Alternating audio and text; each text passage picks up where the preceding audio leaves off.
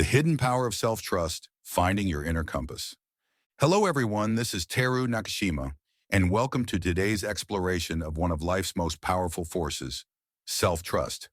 I'm your host, and today we're diving deep into how this fundamental aspect of self-esteem shapes our decisions, relationships, and ultimately our happiness. The invisible anchor in the storm. Imagine you're sailing across the Pacific Ocean. The weather forecast predicted clear skies, but suddenly, dark clouds gather. The gentle waves transform into towering monsters, and your small boat is tossed around like a toy in a bathtub. In that moment, what keeps you from complete despair?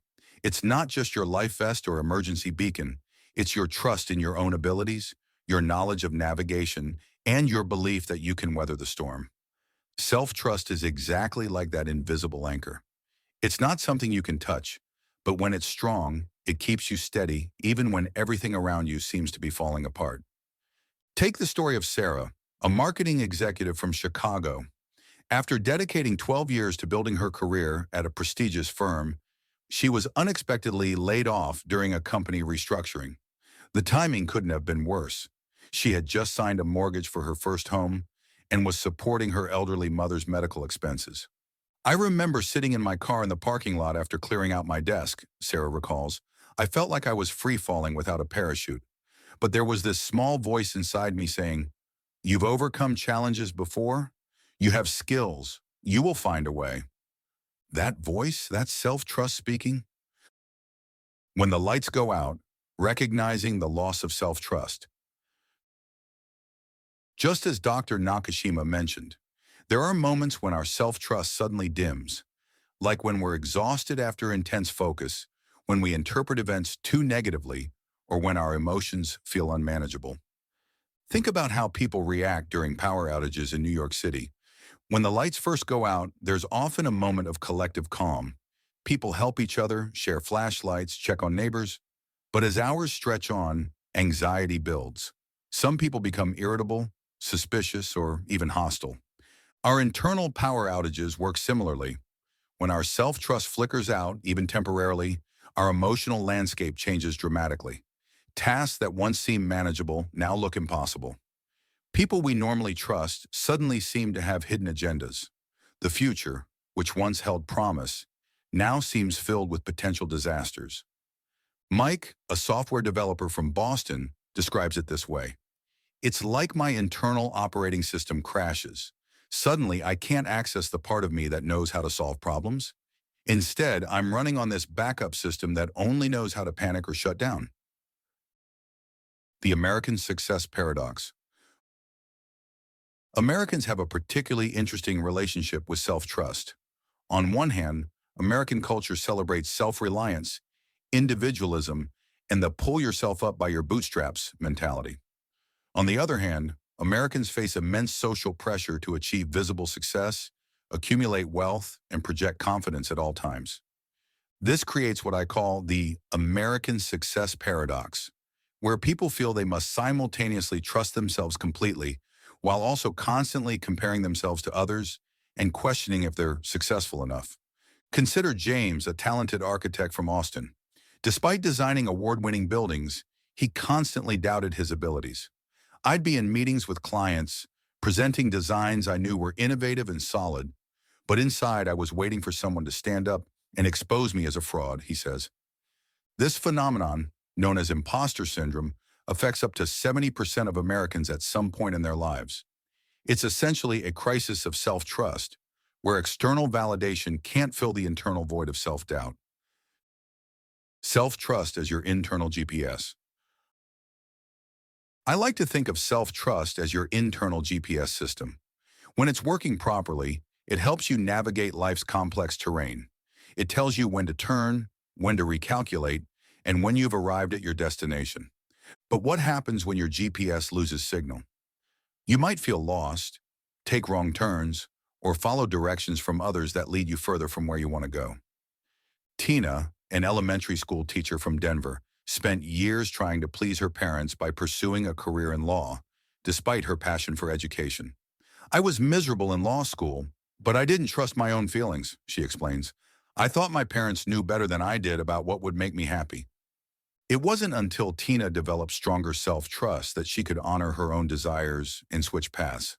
When I finally trusted myself enough to become a teacher, it was like the world went from black and white to color. I wasn't just following someone else's map anymore. I was creating my own. The self-trust bank account. Another useful metaphor is thinking of self-trust as a bank account. Each time you make a promise to yourself and keep it, you make a deposit. Each time you break a promise to yourself, you make a withdrawal. Many Americans find themselves in self-trust debt.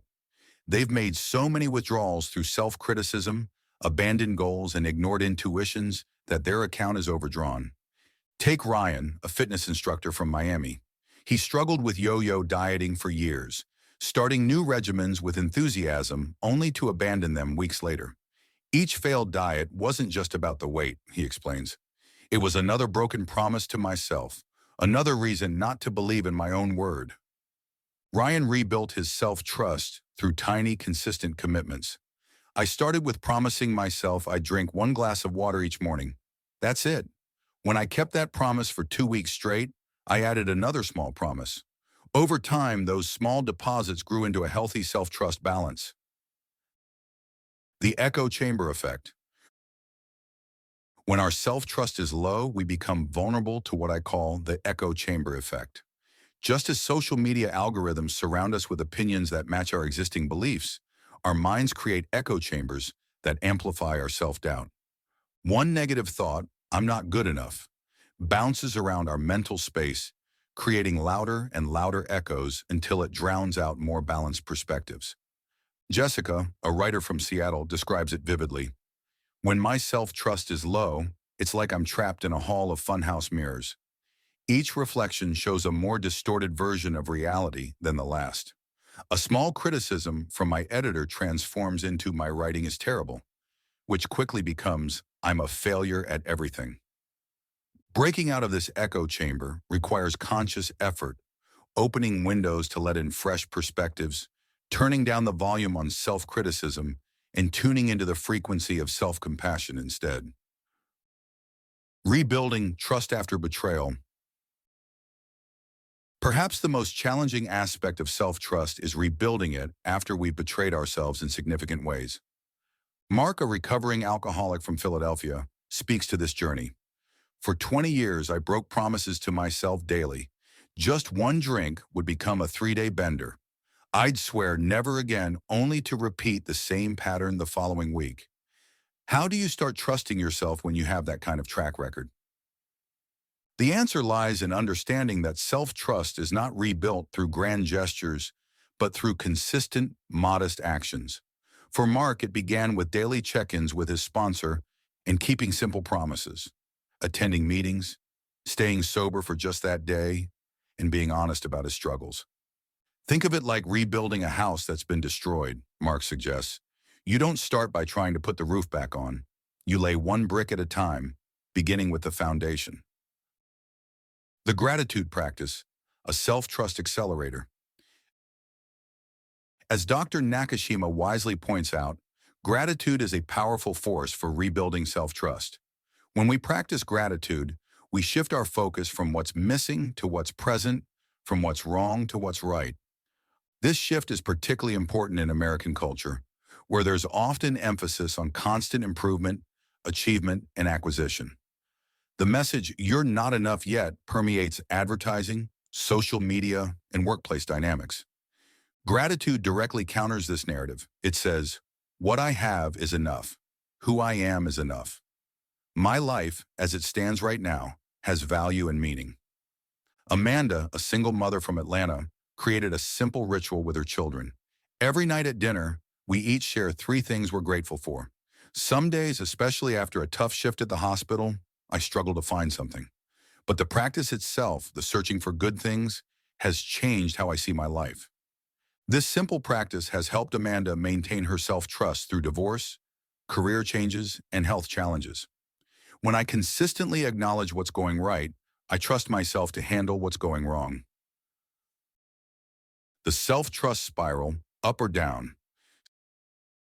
Self-trust creates what psychologists call virtuous or vicious cycles. spirals that either move upward or downward with increasing momentum. When your self-trust is strong, you take more risks, which leads to more growth experiences.